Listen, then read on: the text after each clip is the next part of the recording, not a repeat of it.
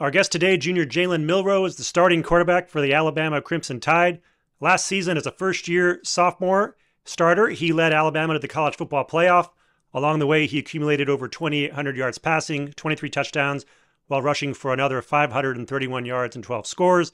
He got better as the year went on and produced one of the most memorable moments in school history, with a remarkable game-winning score on 4th and 31 in the Iron Bowl against Auburn, followed by a signature win in the SEC title game versus Georgia.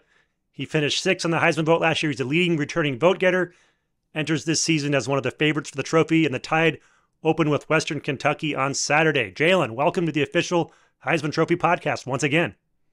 How you doing? I appreciate you for having me on. Good to see you again. You and the Crimson Tide are embarking on a new era this season. What everyone out here is wondering, it's talk of college football, is how has the transition been for you and your teammates going from the Nick Saban era to the new era under Kalen DeBoer? No, absolutely. It's been a long off season, but for all of us, all we want to do is break the off season down into four pieces, and that's what ultimately catapulted us to get to right now, which is now the season time is breaking into the four stages. So the four stages are our fourth quarter program. That's the first adversity piece that we were introduced as a group. It's our conditioning period. And that's the transition from, our past 2023 team now to 2024 team is having that offseason period and, figure out who's our leaders, who's going to speak up, who's going to lead us, during this time. And so that was the initial, burst of our offseason program. Then you transition to spring ball one. And that was very important because now you have a new OC, new head coach, new DC, and these are guys that are implementing their system. And so it's all about, getting comfortable, figure out something that we're great at, figure out something that we're weak at. And so from that period of time and having those scrimmages, having those practices, then you branch into summer one, summer period. Now you figure out, all right, let's recap spring ball. There's some things that we did really great at, with some things we need to work on. And then boom, some summer one, summer two, you have all this, implemented into the program. But with that, with that period of an off season, there's no shot clock. And so during that time, you can really, master whatever you need to get better at and just take it day by day. And ultimately, it's going to push us to be successful for whenever we need to play another opponent.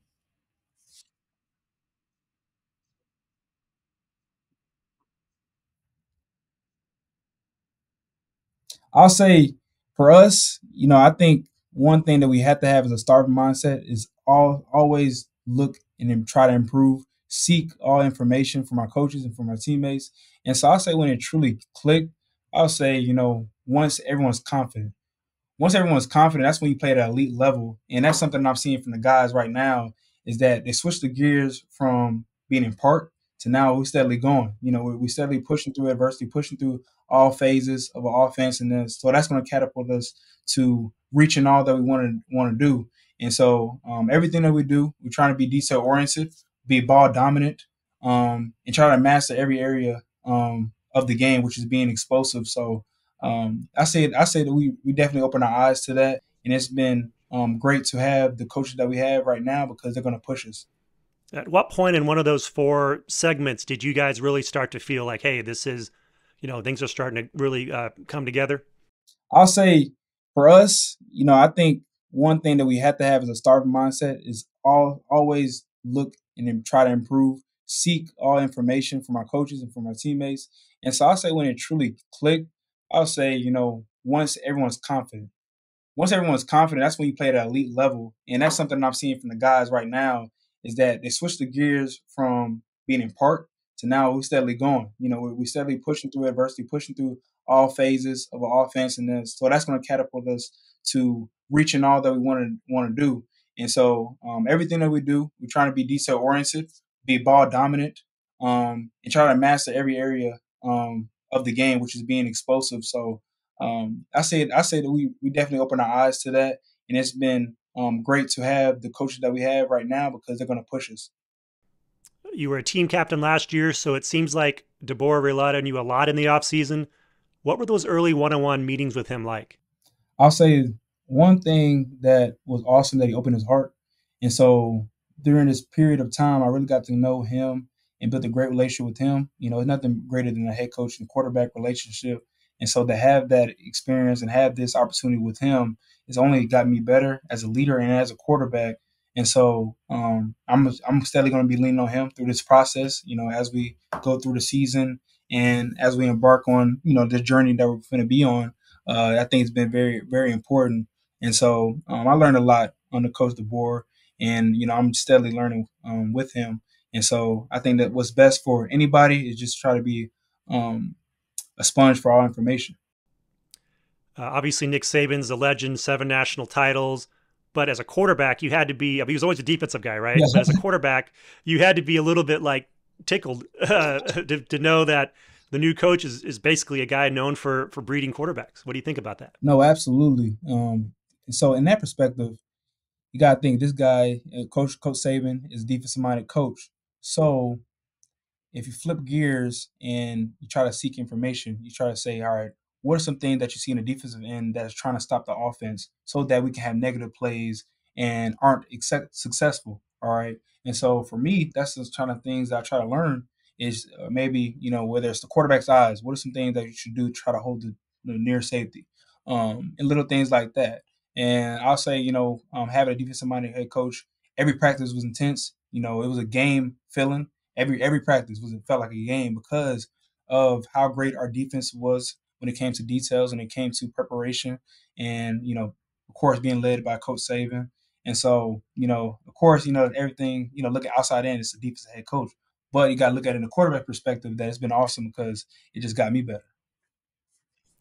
What are some of the main differences between last year's offensive scheme and this year's? Are we going to see you air it out more? Was it easier to learn? I'll say I think we're not one dimensional. We have so many elements of our game that's going to be hard to stop for our defense. Looking at the receiver room, every one of them are unique in their own way. We have different size, we have different speed, we have different traits that make them special. Everybody's different. No one plays the same. You have that in the room, okay? Then transition to our offensive line room. They're very talented. They're very flexible, unique. They all can play all different positions. Our center can play guard. Our guard can play center. Tackle can play left, right. So like they're very flexible. Looking at our tight end room, they're not just a blocking tight end. They can catch and be utilized in the passing game. Running backs as well. They all are unique with guys that can be utilized in the passing game and running game. Then at the quarterback position, it's not one area that we're going to just focus at. We can do all elements of the game. So I'll say to answer your question, I think we're just multi-dimensional of what we can do on offense. So I believe is that going to be hard for defense coordinators. Yeah. How would you compare your passing ability now to how you were at the end of last season?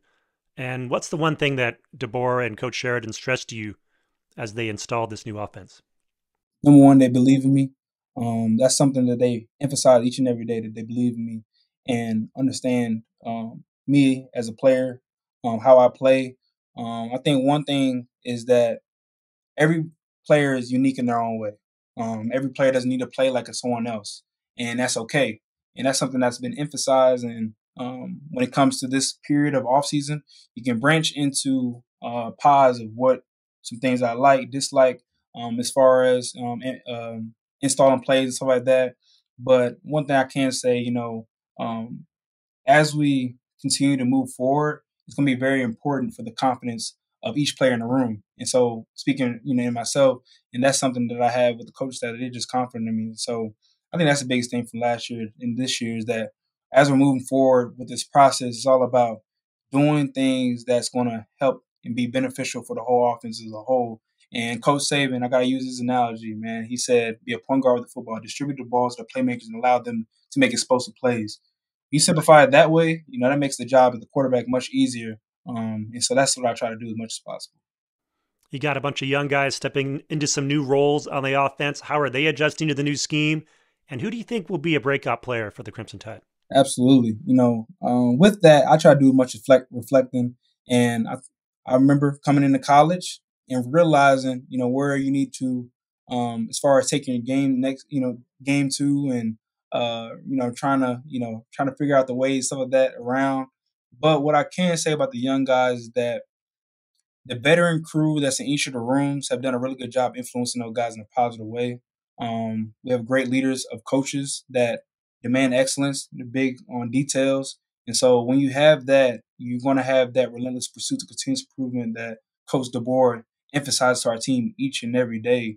And so I'll say, that's something that's going to be very important for us and for the young guys, because we have some guys that want to make some plays this year. And it came from the offseason grind. That's some stuff that has been done in the dark that comes to shine on Saturdays, and it's all come from the offseason. So, we have a lot of guys that's young that's going to be stepping into roles that are considered a veteran role. But I'll say, once you take your first snap, you're considered a veteran, and now you just get acclimated to the new environment. Right. It's such an interesting situation to go from a Hall of Fame coach to obviously a very good coach, but with different styles. And so you have some guys on the team that are obviously brought in under the old crew, and then you got guys who were brought in under the new group, and then guys maybe who weren't with Coach Saban as long, and so maybe the imprint isn't as strong. And so I'm really curious is what is the personality of this team? Is it going to be a hybrid of Saban and DeBoer? Like you kind of represent the, the continuation of Saban, as a team captain, as a quarterback. Are we going to see a unique hybrid there? I say there's two areas of this team that is going to be displayed when we go on to Saturdays. Number one is that we love football. We reflect on why we play the game. This is a child game that we played for a very long time, and it has been re-emphasized to all of us that we're supposed to have fun. Like, that's something that I see outside looking in, is that we really have fun playing the game of football. That's number one. Number two is that we really like each other. We love each other, and that's something that is so hard to stop, is when you stop a family. Forget about me, I love you is the acronym that we try to use as much as possible at Alabama. And we call it the Bama family, the Bamily. And so that's something that is so hard to stop, is a team, and that's something that we try not to break as a team. I try to use the pencil analogy as much as possible. I give you one pencil, you can snap it really, really quick. The more pencils I give you, the more pencils, it's going to be hard to stop and hard to crack, because of the bond and the strong connection of a foundation of a family. And that's something that is going to be emphasized as much as possible as we move forward, because there's going to be a point where we have to go play on the road where it's going to be a crowd that's going to be against us. It's going to be a point down the road where we're going to need the offense to step up. We need a point where the defense needs to step up. We need a point where the special team needs to step up.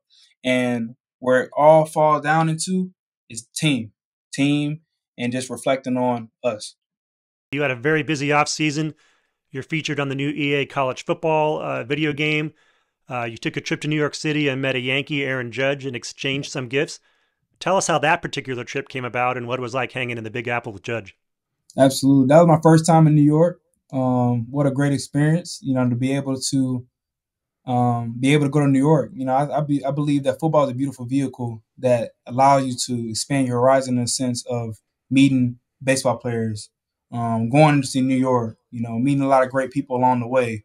I was able to meet Michael Jordan this offseason.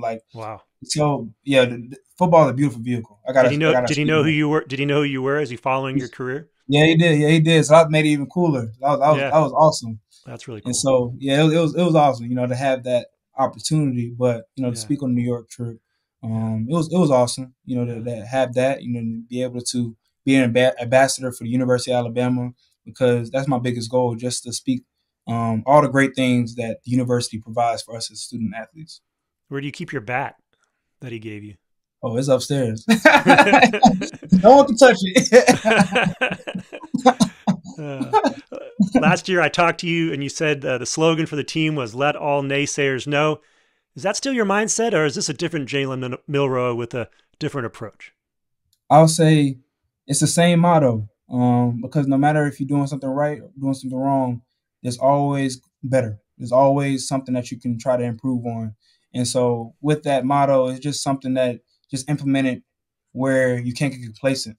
Always got to, push forward into whenever you think you're doing something positive, doing something great, there's always room to grow. So that motto still is certain, and something that's just going to be implemented as you try to go on this process of being successful. Right. Well, Jalen Milroe, starting quarterback for the Alabama Crimson Tide. We wish you luck the rest of the season going into your junior season. Western Kentucky coming up next Saturday. And maybe we'll see you down the road. Who knows? Maybe in New York. Appreciate you for your time. Thank you. Hello.